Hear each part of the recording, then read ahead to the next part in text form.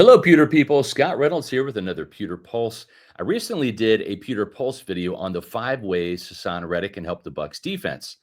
I've done some reflecting on that, and I went back and listened to the two Haason Reddick interviews that he did. One was the press conference at the podium when he was introduced as a Tampa Bay Buccaneer. The other one was in the Bucs media room with the Bucs beat writers like yours truly in a more intimate setting. And there's another way that Haason Reddick is going to help the Bucs this year, and it may be even more important than the 5 other ways that I mentioned in my previous Pewter Pulse video. I'll reveal that in just a moment. First, your reminder, hit the thumbs up button on this video and give it a like. Also, leave a comment. I love reading the comments. And when you do those two things, it helps us with the YouTube algorithm, gets us in front of more awesome Bucs fans like you, and also grow our YouTube channel, Pewter Report TV. Make sure you hit the subscribe button and help us get to 18,000. Greatly appreciate it. Now on to today's topic, how edge rusher Haason Reddick is going to truly bring an edge to the Bucs defense this season, something that's been missing for the last couple of years. Now, I've talked before about how the Bucs defense has needed an edge for a while. I've written about it on pewterreport.com, and I've talked about it on the Pewter Report podcast. Football is a game played with passion and emotion, and having an edge is a vital component to being a truly great defense. Now, I've covered the Bucs for 30 years, and I've seen firsthand how necessary it is to have a true killer or two on defense. And when I mean killer, I mean a drive killer, a guy with the grit and determination to make that necessary stop on third down, whether it's a key sack or a key tackle, or get that critical takeaway to win the game at the end. Guys like Hardy Nickerson and Warren Sapp were those guys in the Tony Dungy years. They brought the necessary grit and toughness to help turn this franchise around. They were the Bucs badasses and ass kickers that helped this team win. Tampa Bay had plenty of other playmakers back in the day on defense as well. Some absolute legends like Derek Brooks and John Lynch and Rondé Barber. All those guys became Hall of Famers. And Simeon Rice, he deserves to be in the Hall of Fame too, and he's in that conversation. But Sapp was the fire starter up front and the guy who held everybody accountable on defense. When Sapp left the Bucs after the 2003 season, the defense lost its edge. In fact, Tampa Bay didn't win either one of its home playoff games in 2005 or 2007 and didn't make another postseason appearance until 2020. General manager Jason Licht recognized this deficiency on the roster, and in 2018, he addressed it with the trade for pass rusher Jason Pierre-Paul. That trade was part of the catalyst to help make the Bucs defense more formidable and also bring a Super Bowl championship to Tampa Bay. JPP brought some real edge and swagger to Tampa Bay's defense, in addition to his ability to get sacks and create takeaways.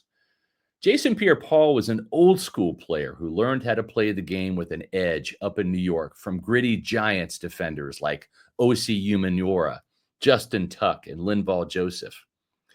And when Jason Licht swapped out nice guy Gerald McCoy for nasty and Ndamukong Suh, a defensive tackle, well, JPP had a partner in crime on a defense that made the Bucs an even tougher team to deal with. Those two, along with Shaq Barrett, Vita Vea, Levante David, and others, helped the Bucs win Super Bowl 55 in Tampa Bay. Light and head coach Todd Bowles have added a lot of talented players to the defense over the years, guys like Antoine Winfield Jr., Zion McCollum, Kalijah Kancey, and Yaya Diaby. But what's really been missing has been a killer on defense, that guy who elevates the resolve, the intensity, the tenacity of the guys in the defensive huddle and brings a killer instinct to this unit. Winfield, David, and Vea are great leaders in their own way, just like Barber, Brooks, and Lynch were back in the day for Tampa Bay, but they weren't Sapp. And now I think Light has found another one of those Sapp-like players, another killer, if you will, in Haason Reddick. Last year, we saw the Bucs' inability to get off the field cost the defense and the team wins on multiple occasions last year.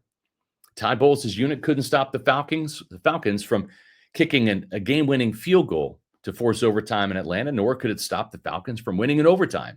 The Bucs defense couldn't stop the Chiefs from winning in overtime on Monday Night Football in Arrowhead, or the 49ers from driving down the field to win that game with a field goal as time expired. And of course, there was Tampa Bay's futile effort in the final 4 minutes and change against Washington as the Commanders kept driving and driving and driving and finally kicked the game-winning field goal to end the Bucs season in the wild card game. I think the edge that Haason Reddick can bring this Bucs defense has been missing, and it's the missing ingredient. And I asked him about that in his initial press conference in Tampa Bay. And this is what Haason had to say, and I quote, "You've got to have an edge to play this game. I know based off the rules, it's getting a little less and less physical each year, but this is a physical sport at the end of the day. You don't make it far without having a certain edge, a certain grit to you.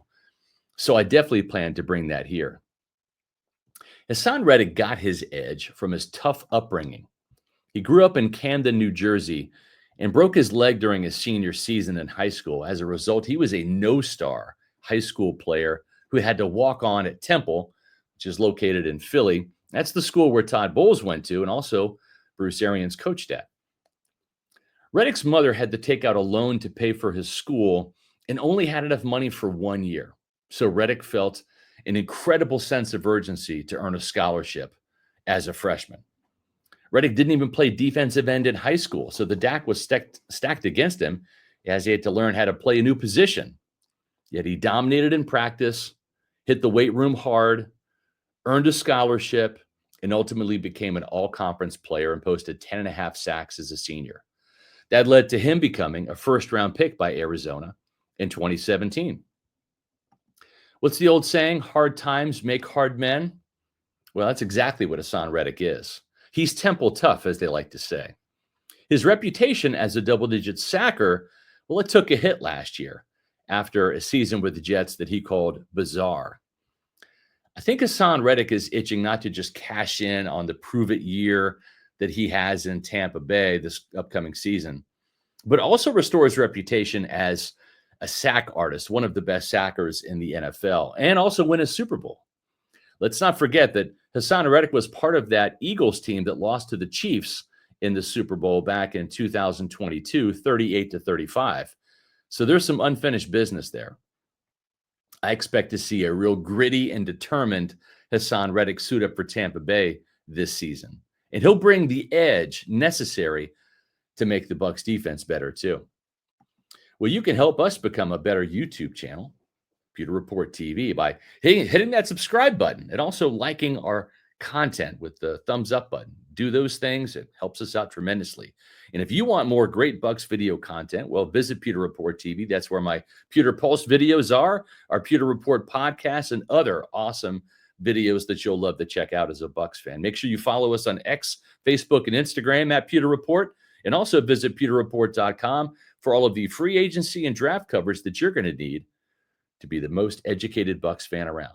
And I'll be back soon with a new Pewter Pulse.